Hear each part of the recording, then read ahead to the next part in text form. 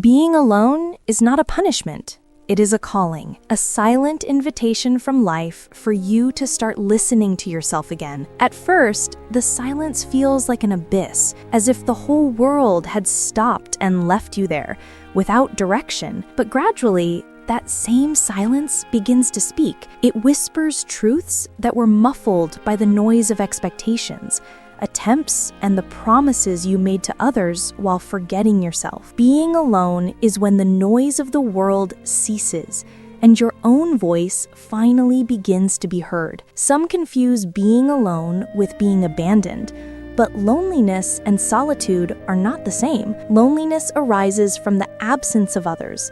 Solitude comes from the encounter with yourself. It is when you realize that the absence that hurt the most was never someone else's.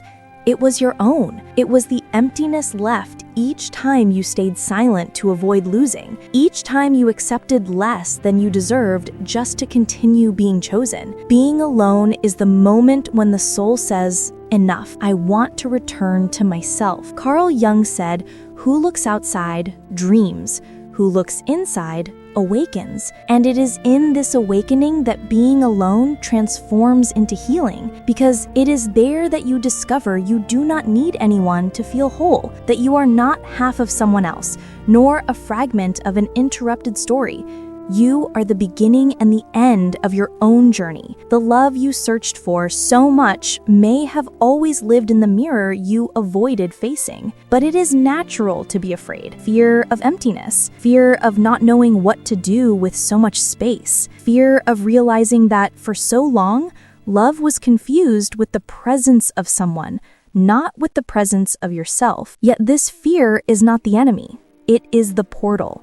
It is the boundary between what you always believed you needed and what you are about to discover you already have. Being alone is when desperation gives way to serenity, and silence begins to be an embrace, not a sentence. Perhaps this is the most important moment of your life, the one in which you learn that peace is worth more than company, that there is something sacred in sitting with yourself, unhurried, without masks, and simply breathing, leaving the world outside and for an instant, listening to yourself within. Because when you do this, something changes. The body relaxes, the heart slows, and you understand that you are not alone, you are home. And if you have made it this far, perhaps it is because a part of you is already tired of searching for yourself in others. So tell me in the comments, what do you fear most about being alone?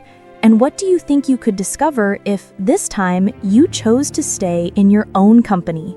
There is a silent moment, almost imperceptible, when the woman who has always molded herself to others finally stands before the mirror and realizes how much she distorted herself, trying to fit into spaces that were too small. You spent so much time trying to be everything for someone else that you forgot to be someone for yourself. You made concessions, adapted, silenced parts of yourself to be accepted. And when the other person pulled away, the feeling of emptiness came. But that emptiness, it is not the end.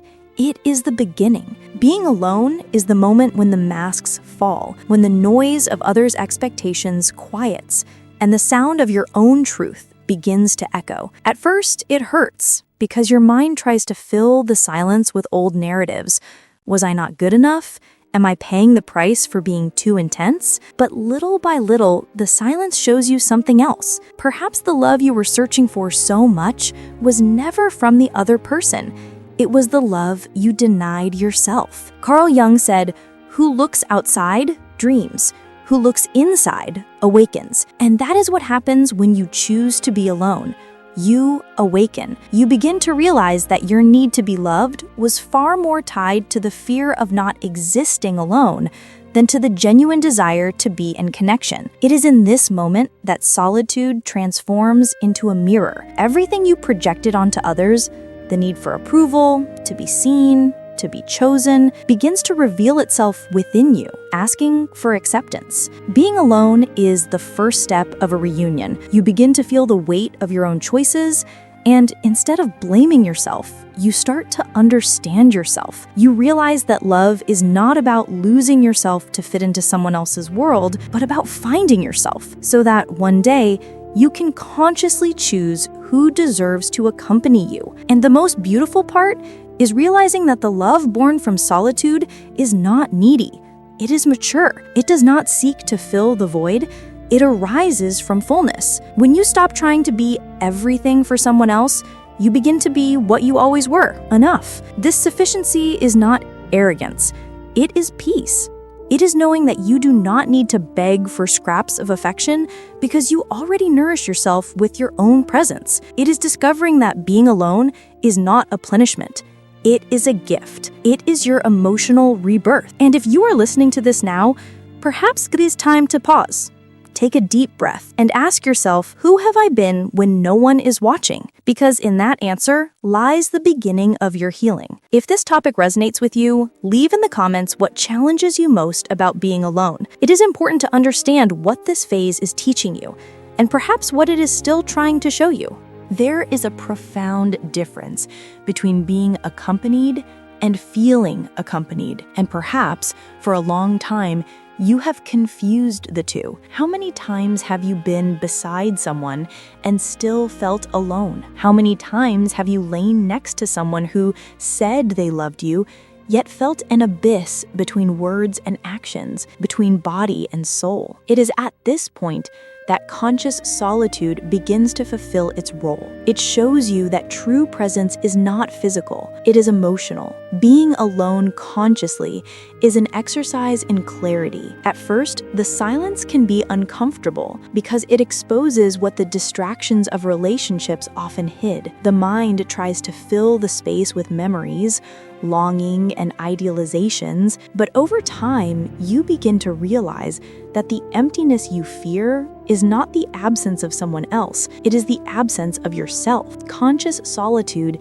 is the process of finding yourself within this space, without fear, without escape. It is the moment when you look inward and understand, I no longer want companionship out of need, I want presence by choice. And this is one of the most liberating turning points of the feminine soul. Because when a woman learns to be alone, she stops accepting halves disguised as wholes. She stops begging for attention, justifying hurtful behaviors, tolerating emotional crumbs just to avoid feeling the weight of emptiness. Conscious solitude does what no superficial relationship can do. It restores your dignity to choose with clarity. Carl Jung said, solitude does not come from having no people around, but from being unable to communicate what is important to you. And that is exactly it. Conscious solitude is not isolation, it is discernment. You begin to differentiate genuine connection from emotional distraction. You learn that not every presence is healing. Some are anesthesia, and anesthesia, no matter how relieving it may feel temporarily, also dulls you to your own truth. The woman who awakens to this consciousness no longer fears emptiness because she understands that emptiness is fertile. It is in it that the new is born. It is in it that you grow strong, so that when love arrives, you will not lose yourself again trying to earn it. Conscious solitude does not harden you. It aligns you. It brings you back to your center. It reminds you that you do not need to accept just anyone simply to avoid feeling alone. And when this understanding matures within you, something changes profoundly. You begin to realize that true love is not a refuge from solitude, but a choice born from fullness. You no longer seek someone to save you, but someone to share the peace you have already built. If you are in this process of learning to differentiate presence from company, write in the comments, I am learning to be enough for myself. This statement is a symbol of strength, and those who read it feel the echo of a woman who is being reborn from the inside out. Choosing yourself is a silent act of courage. It is when you stop chasing after those who do not want to be found, and for the first time, begin running toward yourself. At first, this movement may feel selfish, but soon you understand It is self-love in its purest form. When you choose yourself, the fear that once made you accept scraps begins to lose its power. The desperation to be chosen gives way to the serenity of being whole. For a long time, perhaps you confused presence with validation. You believed that the love of others would be the bridge to feel safe, desired, alive. And so, you lost yourself trying to be enough for someone who didn't even recognize your worth. But when a woman chooses herself, something realigns within her. It's as if an ancient voice, once muffled by fear, begins to say, I no longer need to beg for myself. That voice is the beginning of peace. Carl Jung said that the process of individuation, the encounter with the true self, is the most challenging and, at the same time, the most liberating journey of the human soul. Choosing yourself is walking that path. It is stepping out of the role of one who waits to be saved and taking the place of one who decides to care for herself. And this choice changes everything, because when you choose yourself, solitude stops being a threat and becomes sacred territory. In the silence of your own company, fear transforms into comfort. You begin to enjoy your own presence. You learn to fill your time with what nourishes you, not with what distracts you. You discover that peace is not boredom. It is emotional abundance. It is the difference between being alone and being at home within yourself. And it is in this state of internal belonging that you stop seeking outside what already exists within. The pleasure of being at peace comes when your body relaxes, because you no longer need to justify, please, or prove yourself. It is the moment when the heart understands that solitude is not absence. It is space to breathe, to feel, to rebuild. And in that space, the woman begins to bloom again, unhurried, fearless, without needing to mold herself to fit into small spaces. This transformation is invisible to the eyes, but perceptible in energy. The woman who chooses herself walks differently. Her gaze changes. Her body aligns.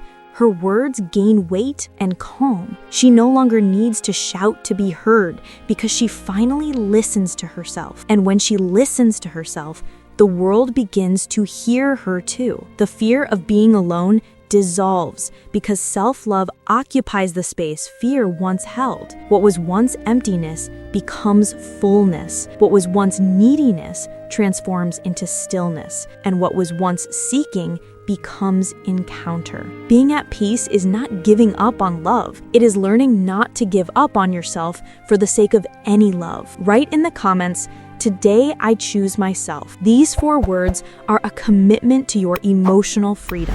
They remind you that true peace is not in being chosen by someone, but in choosing yourself every day until it becomes natural. When you begin to allow yourself to be alone, something profound happens. The filters of neediness dissolve, and your vision becomes clearer. You start to see what fear once kept you from seeing. People who once seemed essential begin to lose their shine when you realize that what they offered you was not love, it was distraction. They were there not to nourish you, but to fill the space that your fear of being alone didn't know how to handle. And that is why the silence of solitude is so powerful. It reveals who is there out of love and who is there out of convenience, who stays because they want to build with you, and who only stayed while they needed something. When the noise of the relationship ends, you can hear the sound of truth, and it is liberating. Being alone is lifting the veil of emotional dependence.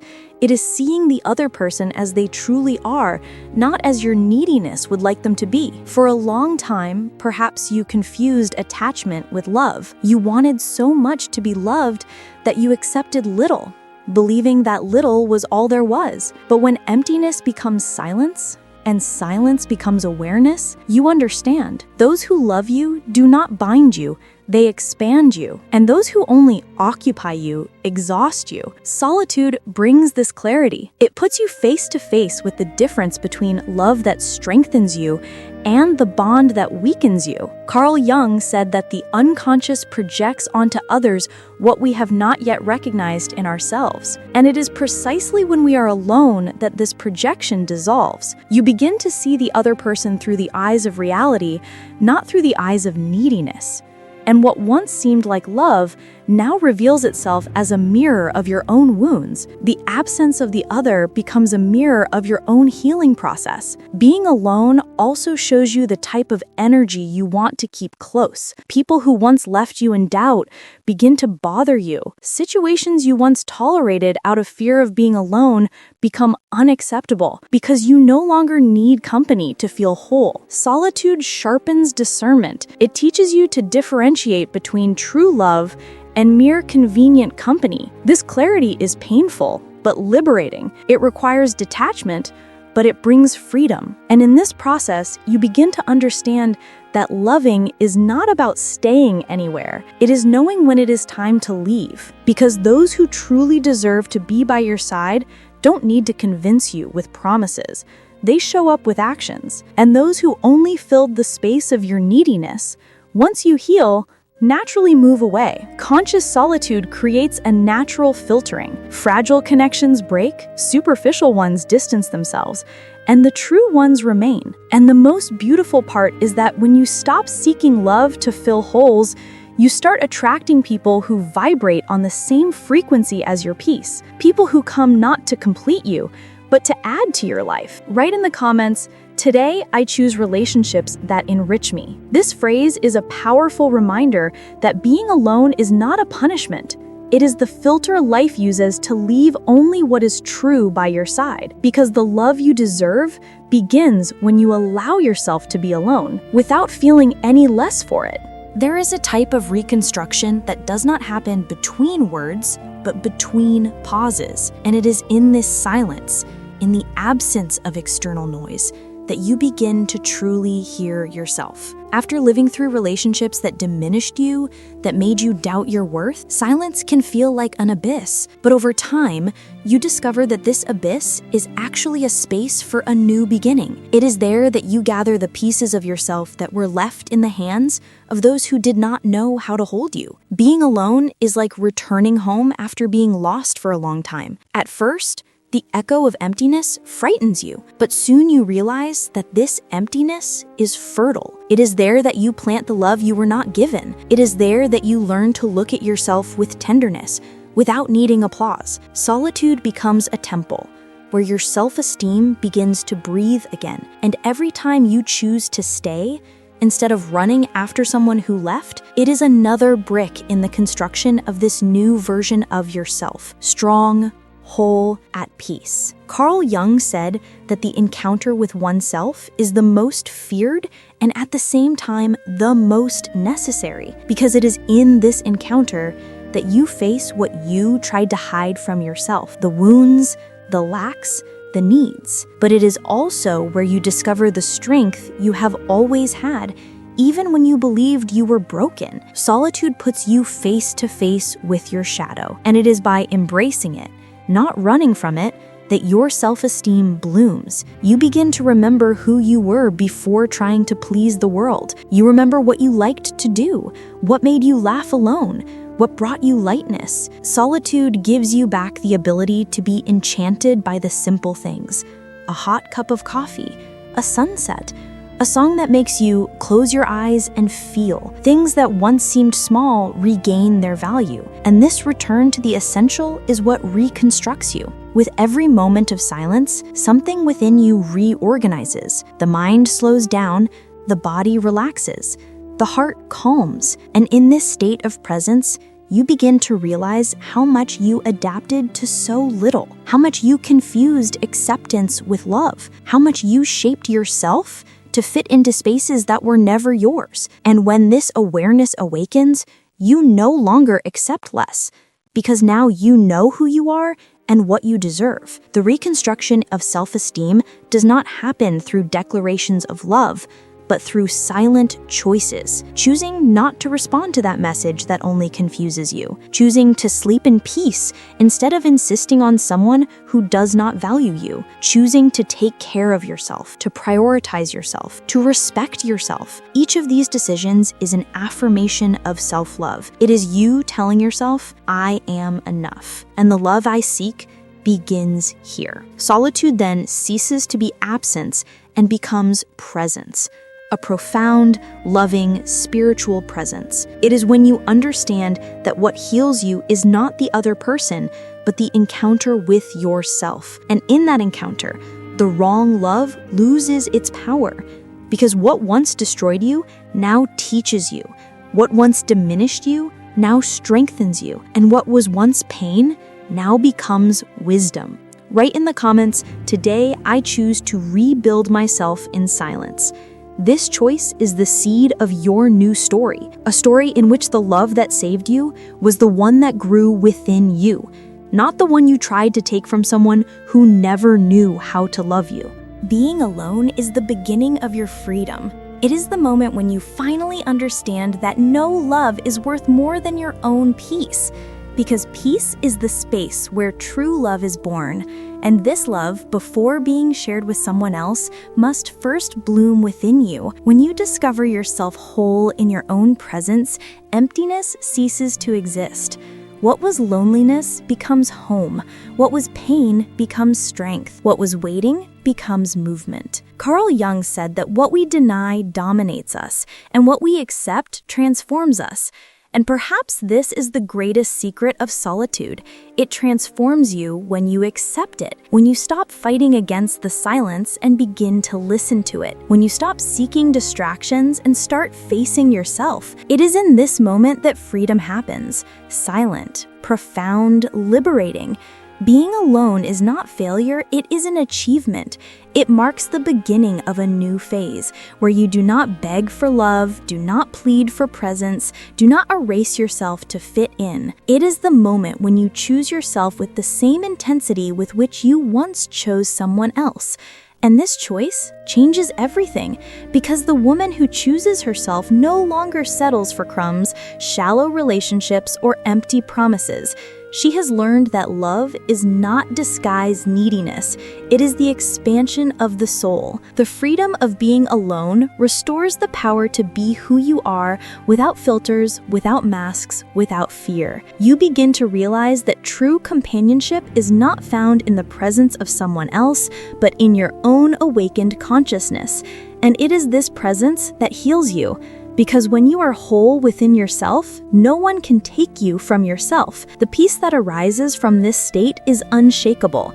It does not depend on messages, replies, or validation. Solitude, once feared, becomes the sacred place where you reconnect with yourself. It is the space where you hear the sound of your own breath and realize, I am alive.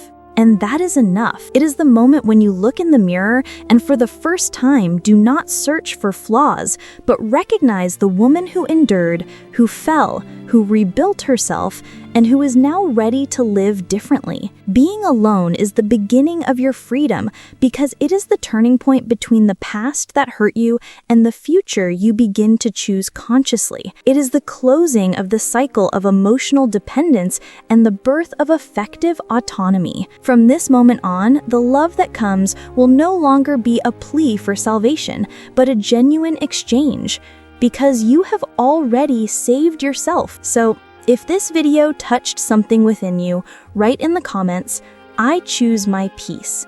This simple phrase is a commitment to the woman you are becoming, the one who has learned that being alone is not the end of everything, but the beginning of everything. And before you go, like this video and subscribe to the channel. Here, with each new episode, you find the space of nurturing and awareness that your soul has been seeking, because every healing begins when you decide, with courage and love, to return home, within yourself.